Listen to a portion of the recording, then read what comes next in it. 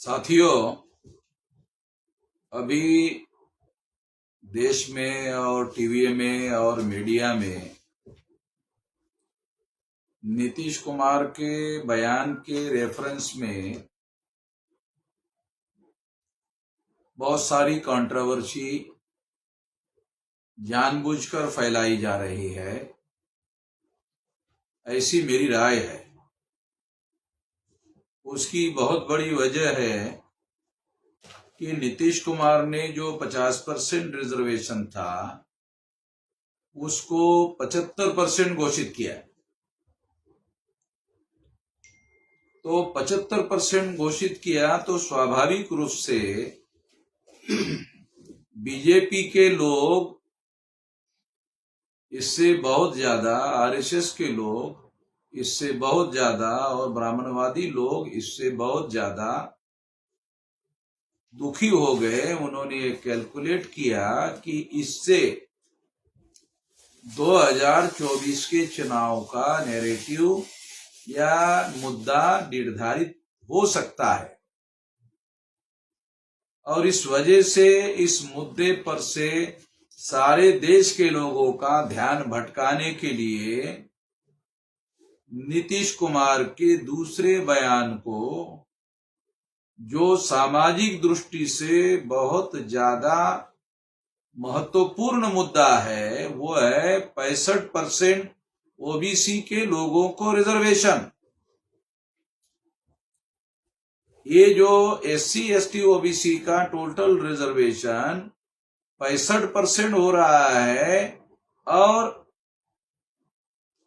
गरीब लोगों के संबंध में जो रिजर्वेशन 10% दिया वो मिलाकर 75% रिजर्वेशन किया गया है।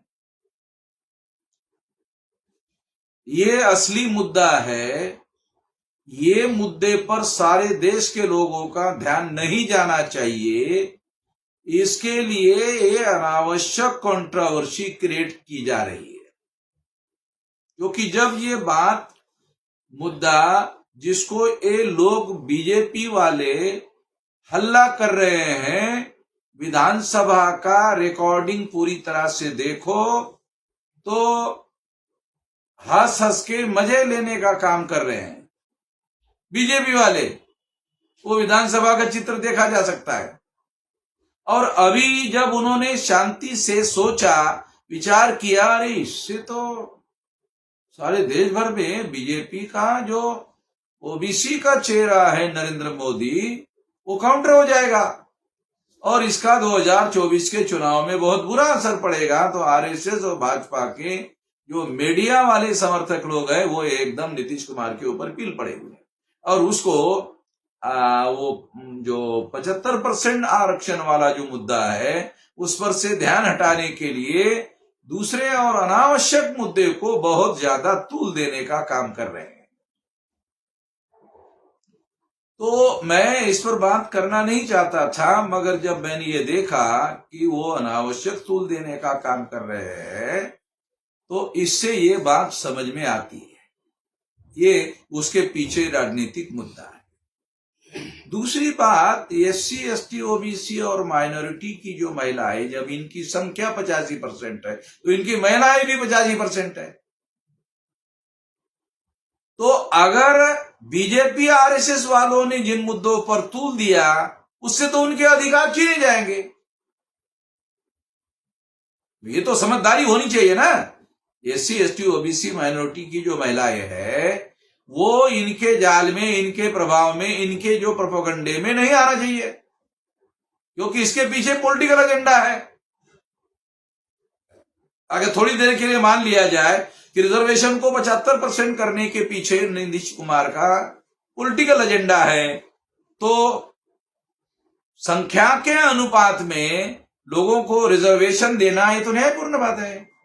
ये पॉलिटिकल एजेंडे से भी ज्यादा ये सामाजिक न्याय की बात है, जो भारत के संविधान के प्रीएम्बल ऑफ द कॉन्स्टिट्यूशन में भी लिखा हुआ है। ये गलत क्या है? अगर आपको ऐसा लगता है कि ये राजनीतिक एजेंडा है, राजनीतिक, तो तुम भी करो, बीजेपी वाले भी कर ले, बीजेपी वाले भी फायदा उठा ले। वो तो फायदा नहीं उठाना चाहेंगे,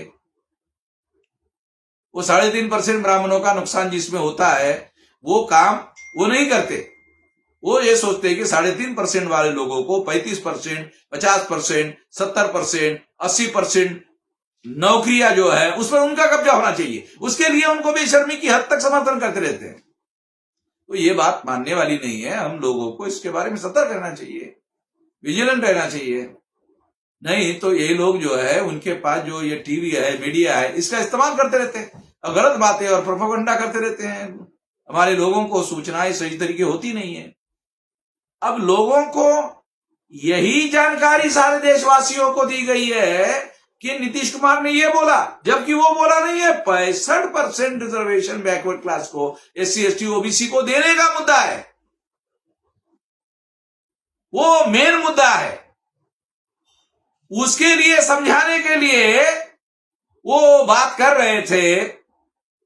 इस बात का समर्थन नहीं किया जा सकता है कि इतना ज्यादा खुलकर विधानसभा में बोलने की जरूरत नहीं थी। अगर वो केवल इतना ही बोलते कि पढ़ाई लिखाई बढ़ने की वजह से लोक संख्या नियंत्रण करने पर मदद हो गई और हमारी सरकार ने महिलाओं के पढ़ाई लिखाई के लिए ज्यादा काम किया, इतना भी अगर बोल देते, इतना ही बोलने से लोगों को समझ में आ जाता। मगर इस बात को विरोधी पार्टी के लोगों को भी तो समझना चाहिए कि इस बात को तूल देने की जरूरत है कि जो सामाजिक न्याय का मुद्दा है, जिसको उन्होंने मुख्य रूप से उठाया है, जब विधानसभा में आप लोग समर्थन कर रहे, बीजेपी वाले समर्थन कर रहे, किसी ने भी उसका विरोध नहीं किया। बाद में उनको लगा इससे तो सारे देश भर में नैरेटिव सेट हो जाएगा, एजेंडा सेट हो जाएगा, 2024 का चुनाव हारने की संभावना हो सकती है। उसके बाद आरएसएस भाजपा के लोगों ने प्रोपेगेंडा के लिए लोगों को लगा दिया। इससे हम लोगों को सावधान रहने की जरूरत है। ये खास तौर पर ये बात मैं कहना चाहता हूं, इसके लिए मैं ये वीडियो बना रहा हूं। धन्यवाद।